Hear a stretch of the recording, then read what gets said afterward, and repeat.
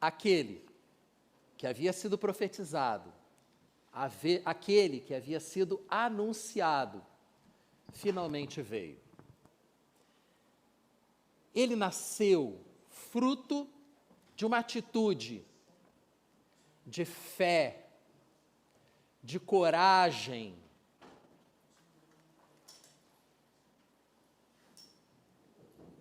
e de obediência. Aí eu lhe pergunto, Jesus já mudou a sua história?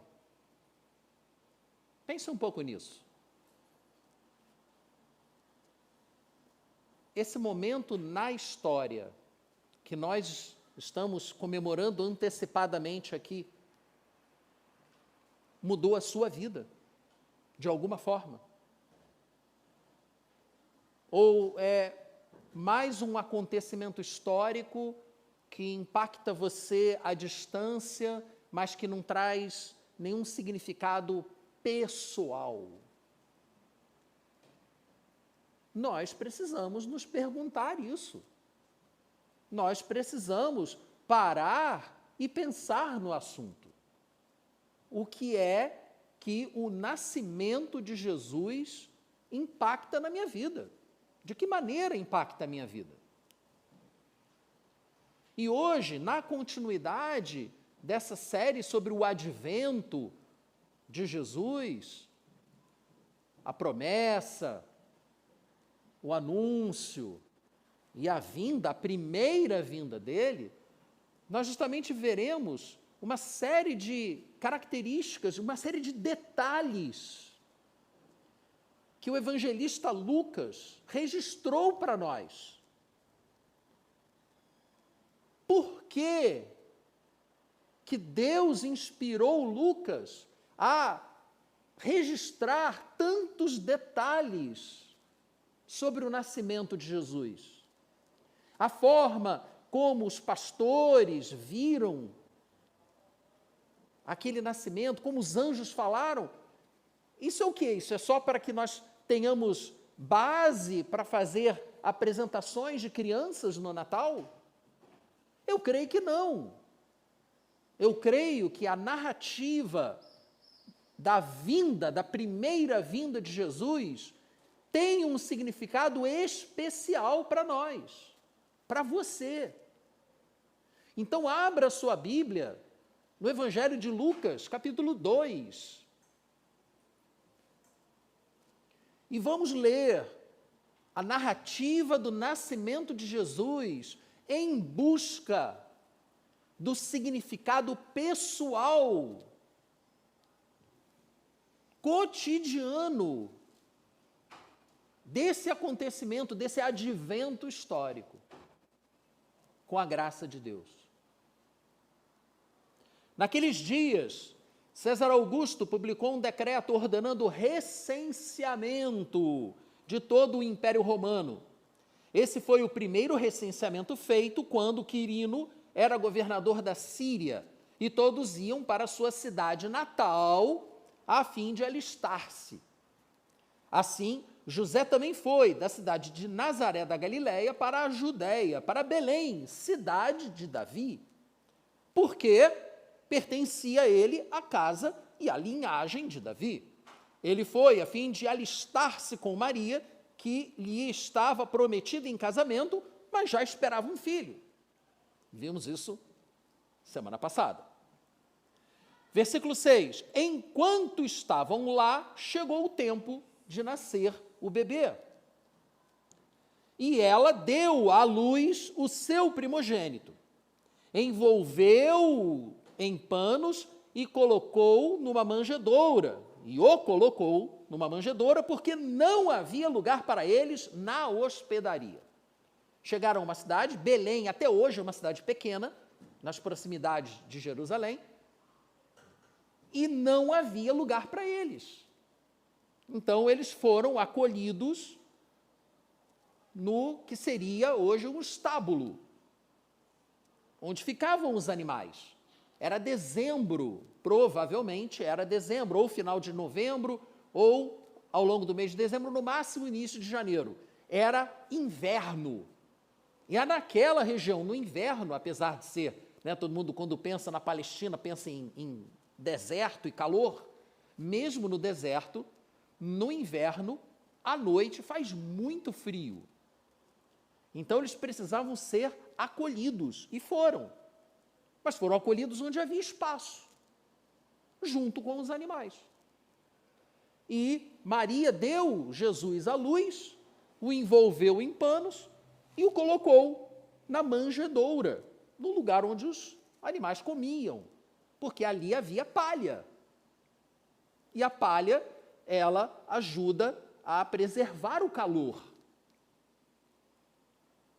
Essa era a realidade na qual veio Jesus pela primeira vez.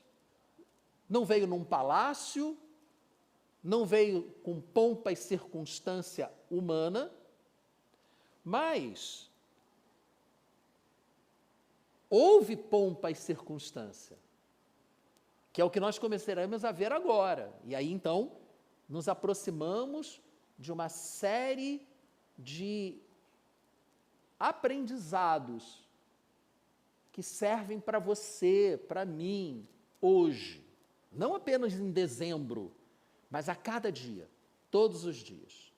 Então vamos continuar a leitura. Versículo 8. Havia pastores que estavam nos campos próximos e durante a noite tomavam conta dos seus rebanhos.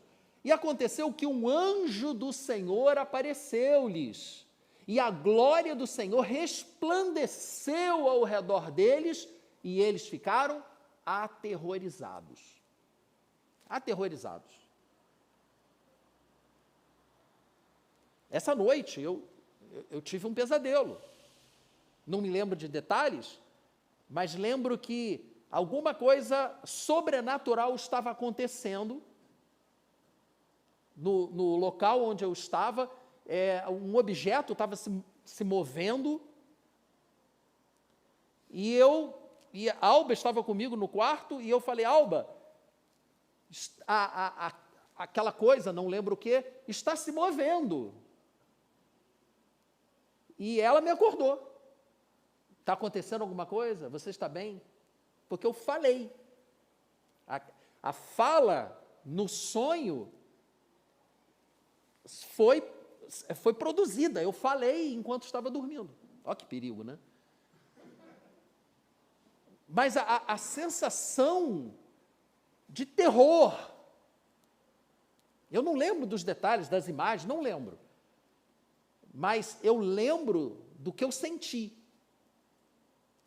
E eu senti terror, porque alguma coisa estava se movendo sem poder se mover, não tinha explicação para aquilo estar se movendo. Era um sonho, sim, mas no sonho algo sobrenatural aconteceu. Aqueles pastores estavam lá nos campos, tomando conta dos seus rebanhos, cheios de frio, e de repente algo sobrenatural aconteceu e eles ficaram aterrorizados. E é assim realmente que a gente se sente, quando percebe que o cosmos não está vazio e que há muito mais coisa na realidade do mundo em que a gente vive que os nossos olhos consigam enxergar. Como já dizia Shakespeare, né? Há muito mais coisa entre o céu e a terra do que imagina a nossa vã filosofia. O bardo estava totalmente com razão. Versículo 10. Diante do terror daqueles pastores, um anjo se pronunciou. Não foi parecido com o que aconteceu com Maria? Um anjo chega para Maria: bem-aventurada, cheia de graça, e a Maria ficou aterrorizada. Vimos isso na semana passada. E o anjo: calma, não tenha medo, não tenha medo.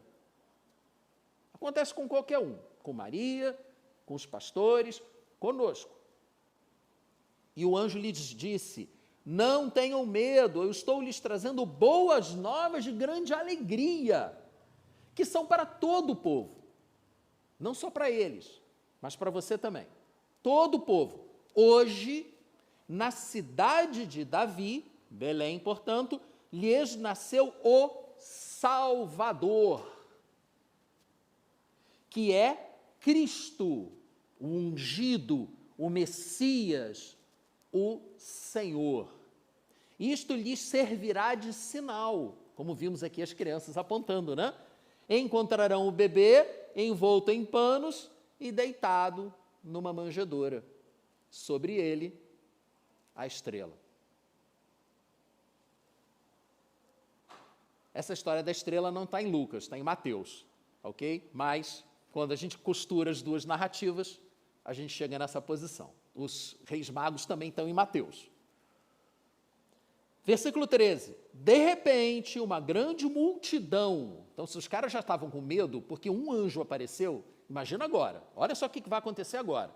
Uma grande multidão do exército celestial apareceu com o anjo, louvando a Deus e dizendo, vamos dizer junto o que aquele exército celestial disse.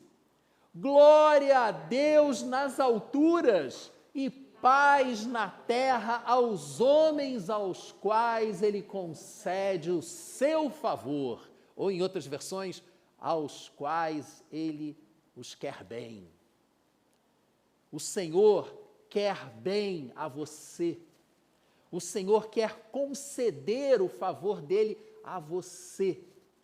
Glória a Deus nas alturas, porque o Senhor quer bem a você. Creia nisso, porque este é o cântico celestial, é o que os anjos estão cantando, nós não ouvimos isso normalmente, mas é isso que está sendo cantado nos céus, porque Jesus estava vindo como homem, vindo pela primeira vez, nascendo como um bebê. Mas quando Jesus nasce no seu coração, este é o cântico celestial, que é feito em seu benefício. A palavra de Deus diz que há muita alegria nos céus, quando uma pessoa se converte para os caminhos do Senhor. Ampla alegria, festa nos céus, quando uma única pessoa se reconcilia com Deus.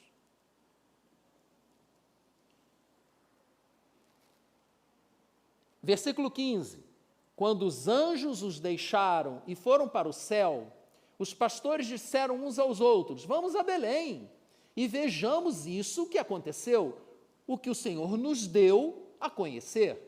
Então correram para lá e encontraram Maria e José e o bebê deitado na manjedoura. Depois de o verem, contaram a todos o que lhes fora dito a respeito daquele menino, e todos os que ouviram o que os pastores diziam, ficaram admirados. Maria, porém, guardava todas essas coisas e sobre elas refletia em seu coração. Os pastores voltaram glorificando e louvando a Deus por tudo o que tinham visto e ouvido, como lhes fora dito. Vejam, em nossa narrativa sobre o advento de Jesus, ele veio até nós, chegou o momento da primeira vinda de Jesus. Jesus nasceu, as profecias se cumpriram, o anunciado do anjo a Maria se cumpriu. Emanuel, Deus é conosco, como Isaías havia previsto. Mas, eu volto a lhes perguntar, o que é que este acontecimento há mais de 2000 anos, traz para a sua vida? O que nos diz hoje? Por que Lucas nos apresentou tantos detalhes? Esses diálogos entre anjos e pastores. Então vejam, acabamos de ler lá em Lucas 2, 8 e 9, que quando o anjo do Senhor apareceu aos pastores que estavam nos campos, eles ficaram aterrorizados. E aí eu pergunto para você, do que é que você tem medo? O que é que tem tirado a sua paz? O que é que tem enchido o seu coração de ansiedade? Pense nisso agora, medite sobre isso agora. porque isso acontece com todos nós. Eu acabei de lhes contar o pesadelo que tive essa noite. Eu não sou uma pessoa de sentir medo com facilidade. Não sou. Mas a sensação de terror que senti no pesadelo permanece. Eu consigo sentir isso ainda. Então eu lhes pergunto, o que é que tira a sua paz? O que é que tem a capacidade de lhe aterrorizar?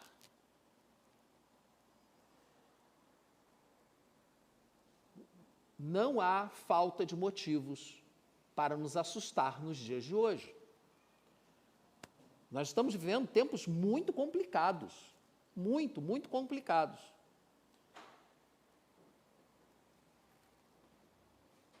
E veja, qual a solução para essa situação de medo, de insegurança? A solução é ouvir o que o anjo lhes disse. Não tenham medo. Ah, mas o anjo falou isso para os pastores 2000 anos atrás, o que isso tem a ver comigo? Meus irmãos, minhas irmãs, pela fé, tudo que a palavra de Deus nos apresenta, ela é para nós, ela se aplica a nós. Ela não foi escrita apenas como um relato histórico. A palavra de Deus não é letra morta, ela é promessa viva. Então não importa que a fala do anjo para Maria, a fala do anjo para os pastores tenha acontecido há 2000 anos atrás. Porque espiritualmente falando, sobrenaturalmente falando, falando por fé, a promessa do anjo, ela permanece hoje, para você, para mim. Não tenha medo. O que é que está acontecendo com você? Qual o seu desafio? Não tenha medo. Por quê?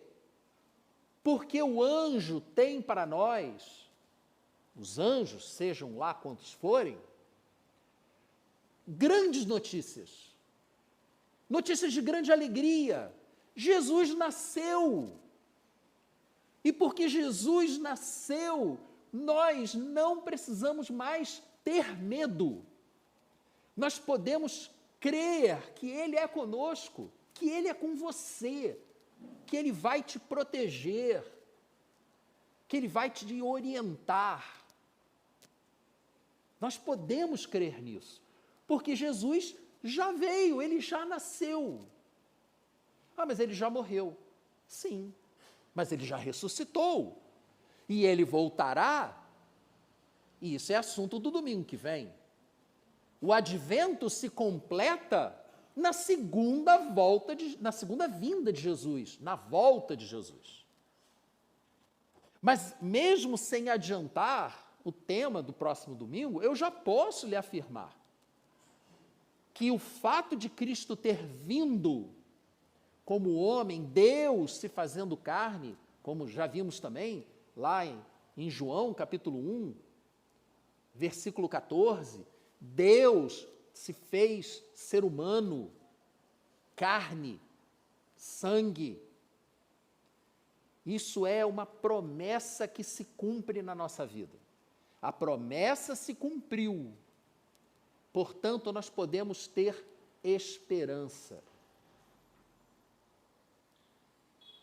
E Paulo, ele é muito enfático ao afirmar isso. Romanos, capítulo 8, versículo 32, Paulo não está sendo triunfalista. Se você for ler o capítulo 8 de Romanos todo, você verá que a luta é muito grande, que Paulo enfrenta grandes desafios. Leia o capítulo 8 inteiro. Procure ali encontrar paralelos com a sua realidade. E você verá que Paulo sofreu mais do que você. Qual o seu sofrimento? É perda? É doença? É escassez? Paulo passou por tudo isso. E mais. Ele foi apedrejado até a morte. Ele foi arrastado, a palavra de Deus diz, lá em Atos, que ele foi arrastado como morto para fora da cidade. E quando seus discípulos foram lá para pegar o corpo para enterrar, ele levantou. Vocês acham que as pessoas que o arrastaram não verificaram se ele estava vivo ou se ele estava morto? Então, Paulo sofreu mais do que você, eu posso lhe garantir isso. Mas em meio a esses sofrimentos todos, que ele relata lá em Romanos capítulo 8, ele disse, aquele que não poupou o seu próprio filho, mas o entregou por todos nós, e para que ele pudesse ser entregue, ele precisou nascer, como não nos dará juntamente com ele e de graça todas as coisas? Não duvide do amor de Deus por você. Cristo nasceu, ele veio a primeira vez, nasceu como um ser humano, viveu entre nós, morreu por nós, mas ressuscitou e está à direita do Pai. E por isso é que nós podemos ter fé, ter esperança de que nada nos faltará. Não é que não iremos passar por aflições, passaremos, mas o Senhor nos dará a vitória, o Senhor nos dará o livramento, o Senhor nos sustentará, o Senhor enxugará as nossas lágrimas. Essa é a promessa do Senhor. Você crê que Deus entregou o seu Filho por você? Porque esse é o nosso papel, a nossa parte nessa relação é crer. Deus fez todo o resto. Ele nos criou tudo, Ele enviou o seu Filho para nos resgatar e a nossa parte é crer. Mas se você não crer, se você não pensa nisso, se você não medita nessa realidade espiritual cada dia da sua vida, como que essa realidade espiritual vai se tornar prática na sua vida? Se você não medita nisso, se você não se apropria dessa realidade espiritual que lhe foi apresentada, que lhe foi dada de presente, de graça, você não viverá essa realidade. Você será como aquela pessoa que está no deserto, morrendo de sede, e não consegue enxergar o oásis do outro lado da colina. Você está ali no deserto, olha em volta, só vê areia, e não sabe que tem um oásis ali ao seu lado, mas você não vê. Veja, olhe, abra os seus olhos, enxergue o livramento do Senhor, a presença do Senhor. Essa semana agora eu não lembro se foi no nosso grupo pequeno online, no Casa de Paz, ou se foi no nosso encontro de oração online. Mas estávamos conversando sobre os livramentos do Senhor. E eu tenho pedido, para ser mais grato a Deus, que Deus me mostre os livramentos dele. E eu tenho percebido, de uns tempos para cá, quantos quase acidentes eu tenho passado no trânsito. Eu não percebia. Eu já quase atropelei ciclista, eu já quase bati, já quase bateram em mim. Toda hora, eu agora, ligado nos espelhos, eu estou percebendo mais coisas que eu não percebia. Fui dar marcha ré, atravessou um ciclista atrás do carro, quase que eu peguei o cara. O motociclista me cortou e pisou no freio na minha frente. Quase que eu atropelei o cara. Então, são vários quases. Se você abrir seus olhos, você verá tudo que o Senhor tem feito por você. E Deus tem feito muitas coisas por nós. Muitas coisas. Mas nós precisamos crer. Nós precisamos agir como Maria, que guardava todos aqueles acontecimentos no seu coração. Ela meditava sobre isso constantemente.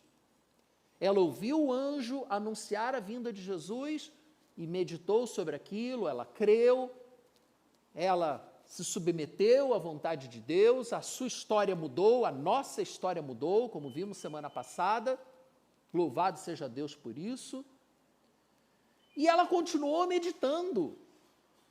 Agora Jesus nasceu, pronto, agora não tem mais que pensar nesse assunto. Não, ela continuava guardando os acontecimentos no seu coração e refletindo sobre eles. Reflita, você quer perceber a ação de Deus na sua vida? Você quer que seja despertado em você um sentimento de gratidão a Deus contínuo? Então, guarde as coisas no seu coração, reflita sobre elas, e os seus olhos se abrirão. Reflita na palavra de Deus. E por último, os pastores, eles ouviram a mensagem, eles foram ao encontro de Jesus, como nós aqui também fomos, nós ouvimos a mensagem, nós recebemos Cristo em nosso coração, e fica por aí? E acabou, resolveu o problema? Não, a atitude dos pastores também precisa ser percebida por nós, apreendida por nós. O que eles fizeram? Quando foi anunciado para eles a vinda de Jesus, o nascimento do Messias, eles foram até a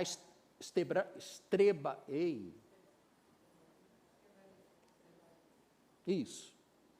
Até lá. E chegaram lá, eu não vou tentar de novo não, porque eu vou errar, então eu não vou tentar. O estábulo, perfeito, ótimo, isso. E aí? E ficou por nisso? Ou eles fizeram alguma coisa depois? Porque o que eles fizeram é uma orientação para o que nós também devemos fazer. E se o fizermos, a nossa história será diferente. Então, lá no versículos 17 e 18, nós lemos assim: depois de o verem, o Deus em forma de bebê, contaram a todos o que lhes fora dito a respeito daquele menino. E todos os que ouviram o que os pastores diziam ficaram admirados. As pessoas ouviram aquilo e ficaram admirados. Ficaram admirados porque ouviram. Ouviram porque os pastores contaram. Como já falamos, como crerão se não ouvirem falar? E como ouvirão falar se não houver quem lhes pregue? E se eles não crerem, não serão salvos. Então, nós é que somos chamados para realizar essa tarefa. Vejam, os anjos somente anunciaram que Jesus nasceu. Nasceu. Mas quem depois saiu contando para todo mundo foram os pastores. Ótimo, então, que bom, é pastor que tem que fazer isso. Eu não sou pastor. Mas Pedro não deixou barato não. Pedro virou e disse que nós todos somos uma nação de sacerdotes. O que fazem os sacerdotes? Eles intermediam a relação entre os homens e Deus. A nossa função como sacerdote é justamente levar as questões das pessoas a Deus e levar a palavra de Deus às pessoas. e realizar essa conexão. Isso é função de todos nós. Todos nós precisamos agir como aqueles pastores, contar para todos o que foi dito a eles a respeito do menino e levar as pessoas a ficarem admiradas. E finalmente, versículo 20, Lucas 2:20, os pastores voltaram glorificando a Deus e louvando ao Senhor por tudo o que tinham visto e ouvido, como lhes fora dito. Concluindo, podemos apreender, receber dessa mensagem para a nossa vida pessoal, particular, cotidiana, que a chegada de Jesus foi o cumprimento de diversas profecias e ainda tem o poder de nos livrar do medo que nos é imposto pela realidade que vivemos. A vinda de Jesus é o antídoto para o medo, porque nele há esperança. Mas também precisamos receber e crer nessas boas novas, guardar essas mensagens, essas palavras no coração, meditar nelas continuamente e compartilhar, anunciar para os outros o que vimos e ouvimos. E assim, a nossa vida será diferente, muito superior ao que estamos vivendo hoje. Assustados, ansiosos, preocupados, doentes, com medo, com ansiedade, inseguros em relação ao futuro. A promessa do Deus que se fez homem para nos reconciliar com o Pai é o antídoto para tudo isso. Esse é o grande presente de Natal para todos nós. Receba esse presente, mas compartilhe esse presente com os outros também. Não guarde só para você, não seja egoísta. Compartilhe esse presente. Do que é que você tem medo hoje?